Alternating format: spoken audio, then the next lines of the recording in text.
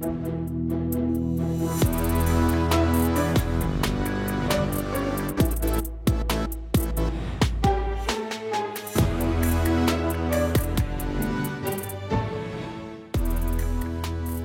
en politique aujourd'hui vous emmène à Roubaix, 99 000 habitants, l'une des villes les plus pauvres de France, des plus métissées, l'une des plus jeunes aussi. Ici, la moitié des habitants a moins de 30 ans. Bonjour, Victoria, c'est ça ? Victoria, c'est ça. Et c'est à leur rencontre que nous sommes allés, à la Condition publique, lieu culturel et de vie sociale.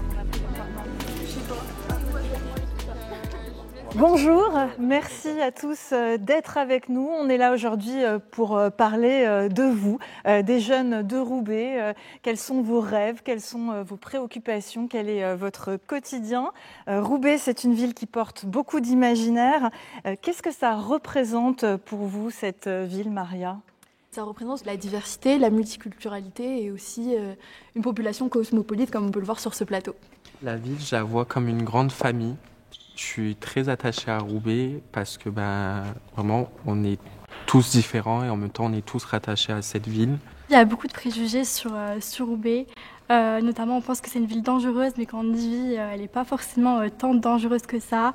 Moi, je fais mes études ici à Roubaix. Je viens tous les jours à Roubaix, je marche dans la rue, que ce soit le soir, la journée, et pour le moment, il ne m'est rien arrivé. Quand tu vis à Roubaix, tu n'as pas ce cliché-là, mais si tu viens d'une autre ville, ils vont voir comme une ville un peu dangereuse. Alors que ce n'est pas le cas ? Oui. Liséa, Amélie, Victoria, Nils et Dylan, vous êtes à l'école de la deuxième chance. Expliquez-nous en quoi ça consiste. C'est comme un centre de formation en fait, mais c'est là où on fait plus de stages. C'est appelé une école de la seconde chance, mais on n'est pas à l'école.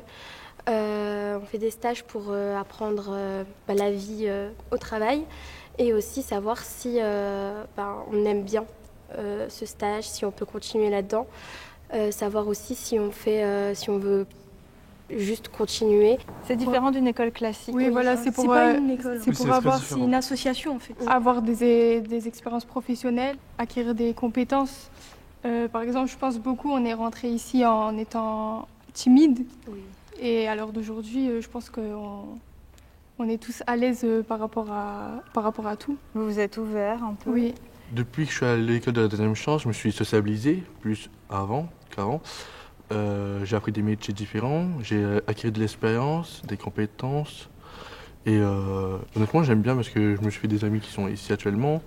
Et on est là, on se soutient tous. Et pour moi, c'est comme une famille. Une très bonne ambiance. Et est-ce que l'emploi, ça fait partie de vos préoccupations principales ? Quand même. Oui, on ne connaît pas. Tous les jours, c'est toujours un stress déjà pour trouver un stage parce que on doit trouver un stage en 3 semaines qui est assez compliqué déjà pour les écoles, au collège, lycée déjà de base. Nous, c'est tous les 3 semaines, on doit trouver un stage pour 2 semaines à chaque fois. Donc forcément, c'est un stress supplémentaire pour trouver déjà notre voie et trouver un truc dans cette voie en question. Est-ce difficile, Ilan, aujourd'hui de trouver un emploi, d'accéder à l'emploi ? Moi, oui, je galère parce que je suis dans une voie assez compliquée, mais je ne sais pas comment les autres s'en sortent au niveau de ça. Je dirais oui et non en vrai. Ça dépend des personnes. Par exemple, le domaine de la santé, c'est compliqué d'aller faire un stage là-bas. Il y a le secret professionnel, etc. Moustapha, vous êtes éducateur dans le quartier de l'Épeule, un quartier prioritaire de la ville. Est-ce que ça a toujours été le cas, les difficultés d'accès à l'emploi à Roubaix ? Effectivement, la problématique de l'emploi chez les jeunes, c'est compliqué. À la fois parce qu'ils l'ont dit, pour certains, le fait de venir de Roubaix, ce n'est pas non plus une marque positive.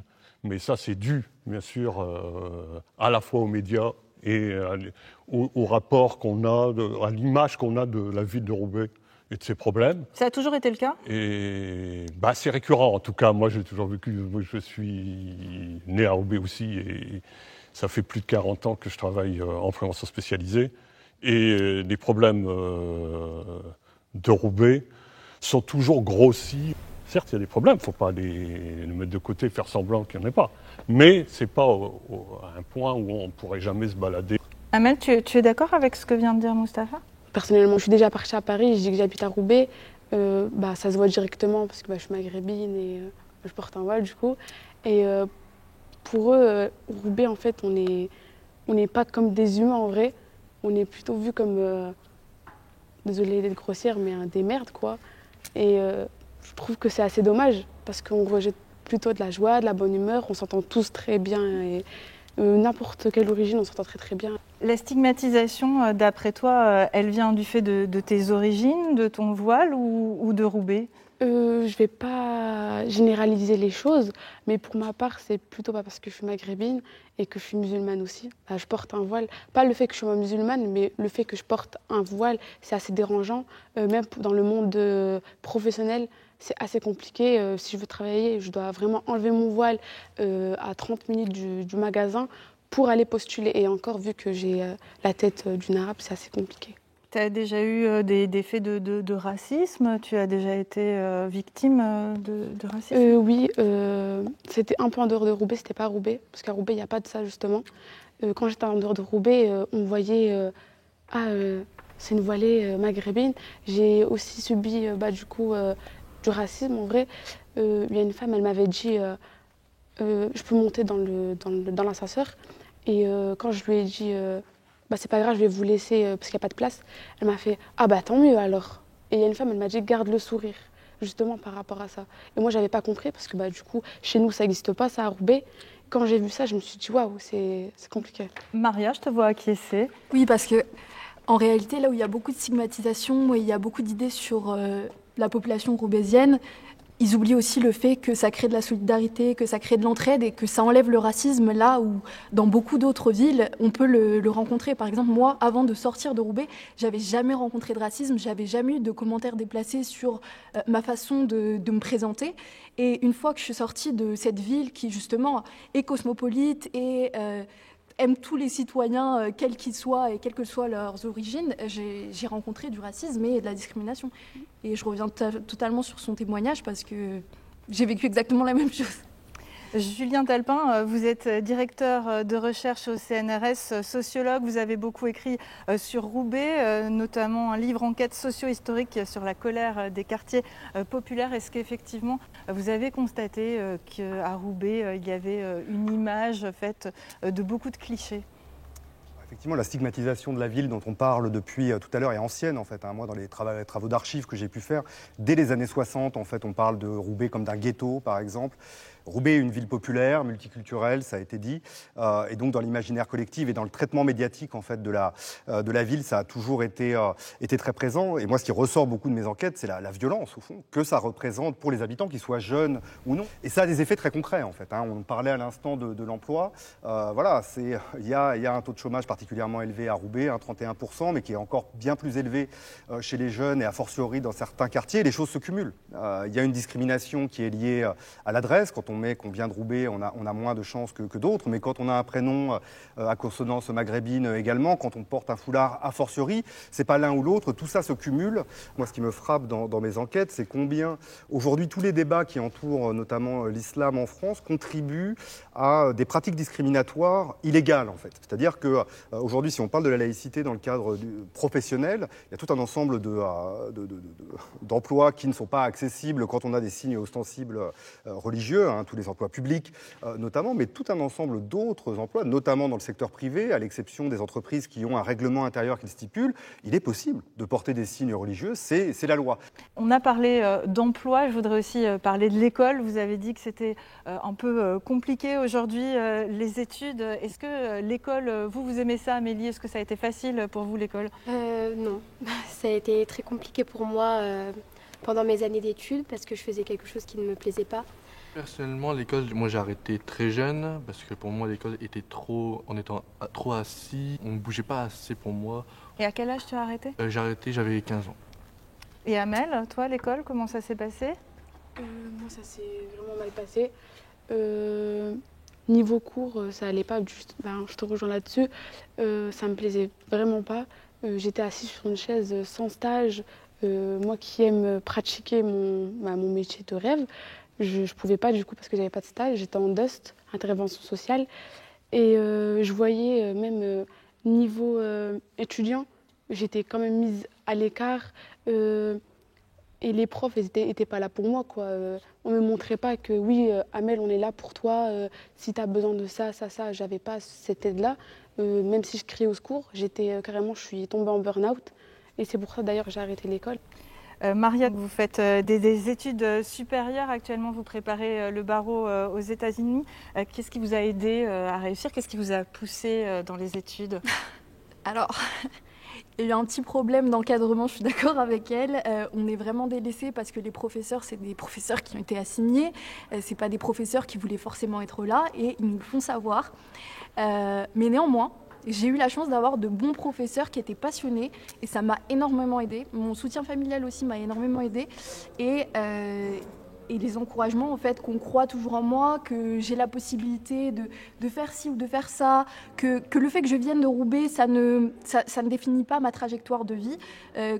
Ça m'a aidée aussi le fait de juste regarder autour de moi et de me dire qu'il fallait que je montre aussi aux gens qui sont autour et qui ne viennent pas de Roubaix que même si on vient de Roubaix, même si pour eux c'est un handicap, qu'on est capable aussi d'être avocat, qu'on est capable d'être médecin, qu'on est capable d'être ingénieur et qu'on est tout aussi capable que n'importe qui d'autre de faire des études.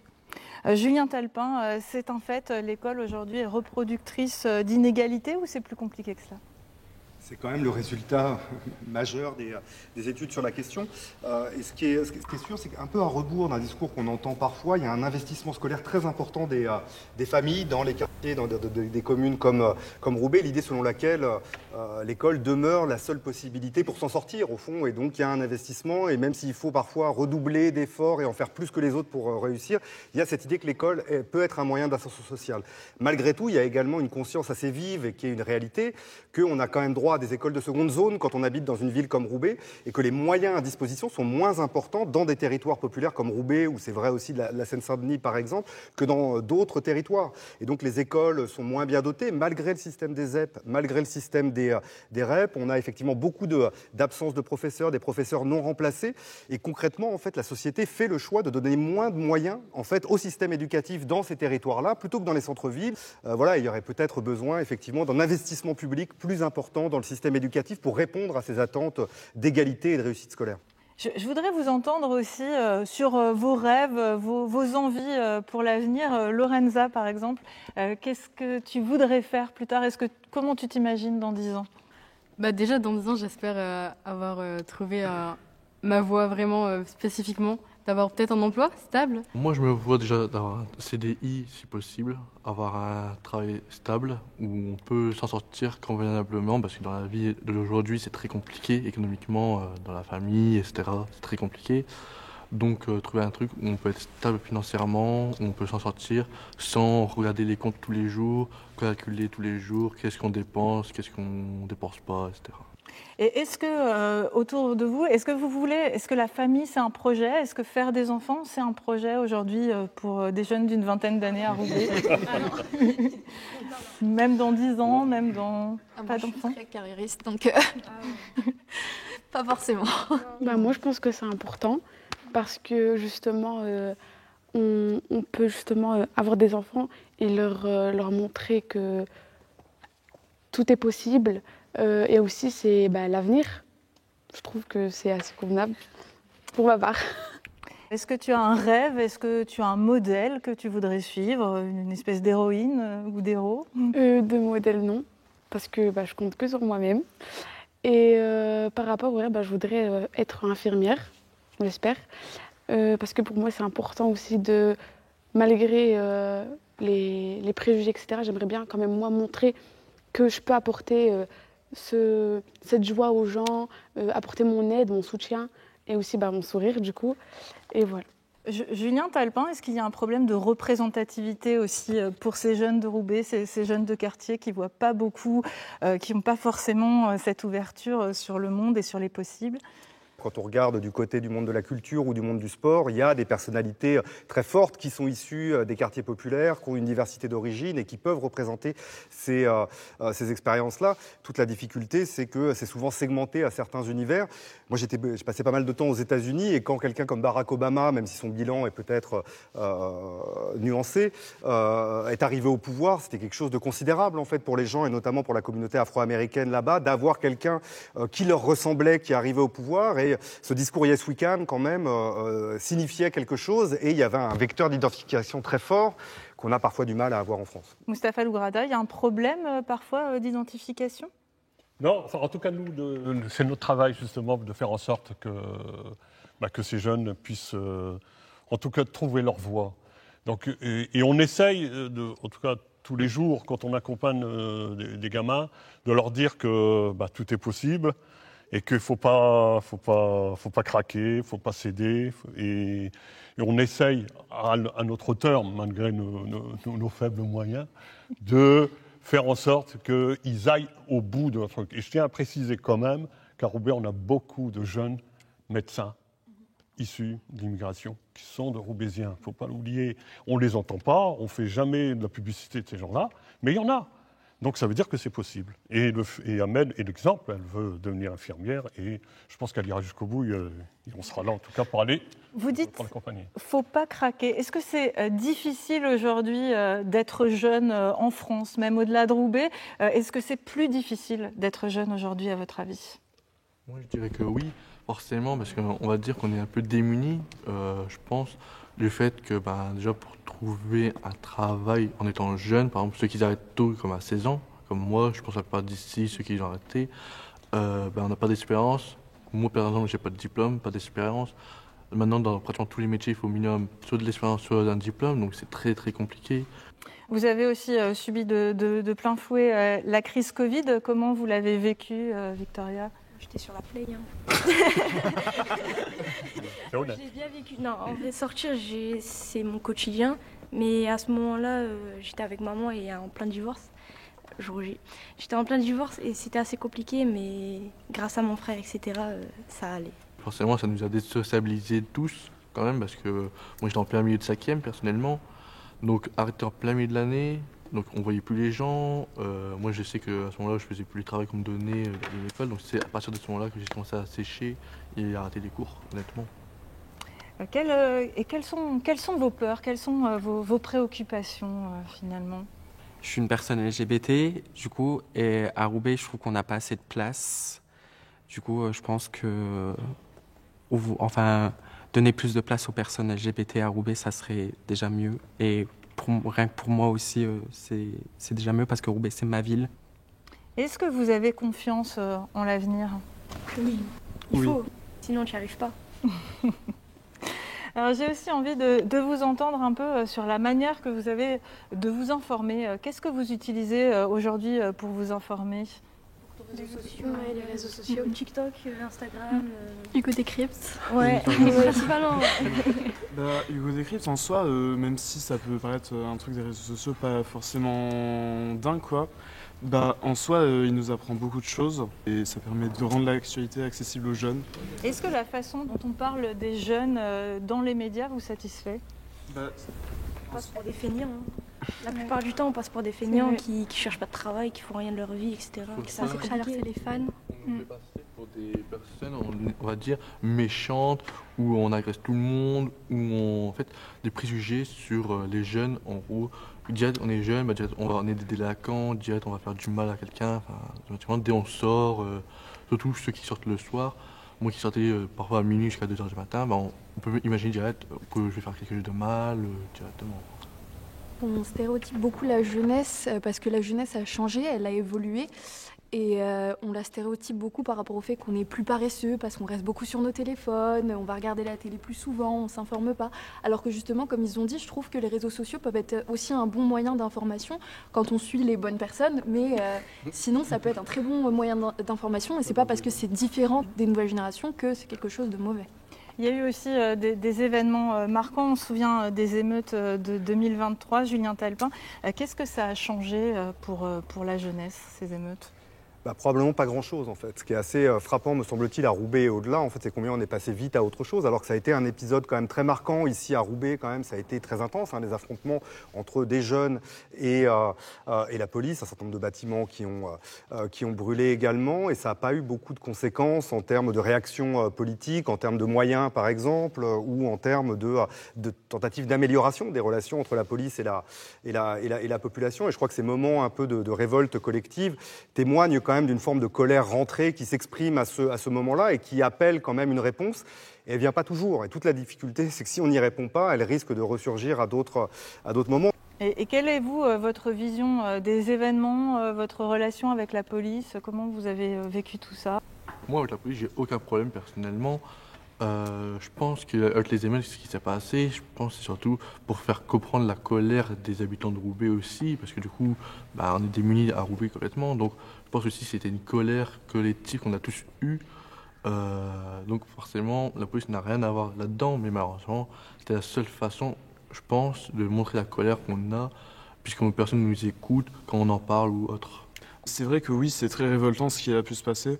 Mais en soi, faire des émeutes pour ça, c'est un peu contre-productif. Il ne faut pas combattre la haine par la haine, quoi. Il ne faut pas combattre la haine avec la haine, mais je peux aussi comprendre la colère des Roubaisiens parce qu'on a quand même des contrôles de police qui sont assez fréquents, qui ne respectent pas forcément les normes juridiques et qui sont parfois très violents. Donc je peux comprendre quand même que les personnes se soient énervées. Vous l'avez un peu abordé et finalement, on le sent aussi dans les réponses, mais est-ce que vous vous intéressez à la politique, à la vie politique française?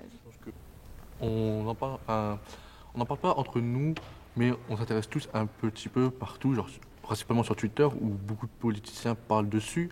Donc forcément, on regarde, on écoute, on lit un peu de tout. Vous avez l'impression que les personnalités politiques, elles s'adressent à vous en tant que jeune?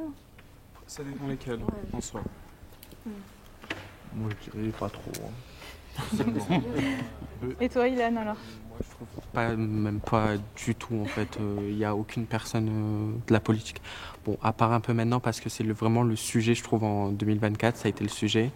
Mais que maintenant qu'on s'est intéressé à nous, après, il n'y a pas du tout... c'était toujours les adultes et pas les jeunes avant. Tu suis un peu sur les réseaux sociaux, quand même, ce qui se passe en politique? Ouais, du coup, je trouve en fait que c'est important de suivre parce que aussi c'est pour nous plus tard, nos droits.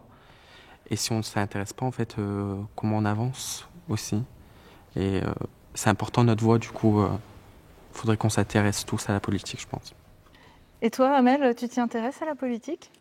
Non, pas trop. Parce que du coup, justement, vu qu'on n'est pas trop sur la télé et que c'est plus à la mode, on est sur nos téléphones et comme on peut le voir aussi sur TikTok, il y a beaucoup de fausses rumeurs ou de bonnes rumeurs, ça dépend. Du coup, on ne sait pas qui dit vrai, qui dit faux. Il faut vraiment chercher à comprendre et rechercher beaucoup de vidéos pour savoir qui dit vrai, qui dit faux. Donc c'est assez compliqué pour moi. Et est-ce que vous allez voter les uns les autres? Ilan, Lorenza, vous votez? Oui. Toujours? Ouais. Toujours. C'est important. À chaque élection? Ouais. Oui. Et vous alors? Mais moi, je vote. Ok, tu sais toujours pour qui voter ou... Non, souvent j'essaye de lire un petit peu ce qui se passe et ce qui se disent. Donc parfois c'est un peu compliqué, mais j'essaye de lire toujours avant de voter pour quelqu'un. On ne sait jamais. Est-ce qu'il y en a qui ne vont pas voter? Et alors, pourquoi? Je ne vote pas parce que malheureusement, dans le truc politique d'aujourd'hui, on préfère mentir aux citoyens de la France pour essayer de gagner les élections au lieu de dire des choses qui pourraient être faites pour aider justement les citoyens de cette France qui est en galère tous les jours. Et vous, pourquoi vous n'allez pas voter? Moi, parce que je n'ai pas de nationalité française, donc j'ai pas le droit de voter. Voilà. Mais vous pouvez voter aux élections locales. Vous votez aux élections locales? Non, non plus. Aux européennes non plus? Non. Donc c'est un choix, pourquoi? Parce que je m'intéresse pas forcément à la politique. Voilà. Et toi, Victoria, pourquoi? Je viens juste d'avoir 18 ans, c'est pour ça. Et tu le feras? Oui. En 2027, ouais. J'irai voter. Roubaix est l'une des villes avec le plus fort taux d'abstention. Comment on explique cela? Alors il y a plusieurs facteurs. Effectivement, Roubaix a longtemps été caractérisé comme une des capitales françaises de l'abstention et encore plus chez les jeunes. En fait, il y a des taux d'abstention entre 60 et 80% des jeunes Roubaisiens ne vont pas voter selon les scrutins. Donc c'est considérable et donc pas toujours à l'image de ce qu'on vient d'entendre à l'instant. Une des raisons, c'est, moi, ce qui revient beaucoup dans mes enquêtes, c'est le « ça ne sert à rien » d'une certaine façon. D'un côté, en fait, et moi je crois qu'on l'a entendu depuis le début de l'émission, les habitants de Roubaix, et y compris les jeunes, ont un discours très politique sur ce qu'ils vivent. Au fond, on est saisi par la politique. C'est-à-dire que quand on parle de stigmatisation, de discrimination, d'école, de marché du travail, c'est politique d'une certaine certaine façon, mais on n'a pas le sentiment que le monde politique, les élections, les partis, etc., sont un moyen, au fond, de répondre aux problèmes que l'on rencontre dans son quotidien, et donc on se détourne des urnes. Il y a une forme de résignation un peu démocratique et électorale qui explique un peu ce décalage, qui est aussi le fruit de promesses non tenues. Maria, vous militez encore pour justement pousser notamment les jeunes à aller voter. Pourquoi c'est si important pour vous ? Alors moi je suis d'accord et ma motivation principale c'est que les questions qu'on se pose dans notre vie quotidienne, c'est des questions qui sont politiques, c'est des questions auxquelles les hommes politiques et les femmes politiques peuvent répondre. J'ai l'impression que la population roubaisienne ne se rend pas compte qu'ils ont en eux des militants politiques parce qu'ils ont des idées, ils les défendent et ils savent ce qu'ils veulent, mais ils ne vont pas lire les programmes et ils pensent que la politique ne sert à rien. Donc on va juste leur rappeler qu'effectivement on est dans une démocratie et ils peuvent également voter et partager leurs idées. Et ça marche ? Ça marche parfois parce que parfois les personnes n'ont pas d'avis tranché et on a quand même une marge pour les convaincre et leur expliquer qu'ils peuvent lire les programmes et qu'ils peuvent s'y intéresser d'eux-mêmes. Mais parfois les personnes ont vraiment des avis bien tranchés, ça fait des années qu'ils ne votent pas et ils pensent que de toute façon les hommes politiques et les femmes politiques ne répondront pas à leurs problèmes. Et puis peut-être laisser davantage de place à ces jeunes-là, notamment peut-être en politique, pour qu'on puisse s'identifier davantage. Il y a aussi un engagement en fait très fort et à Roubaix par le monde associatif, par la culture, par le sport, et qui n'est pas forcément converti en fait dans l'espace politique. Et je pense qu'il y aurait besoin que toutes ces voix soient davantage entendues. Merci à tous d'être venus témoigner aujourd'hui. C'est la fin de cette émission. Je vous souhaite un très beau dimanche.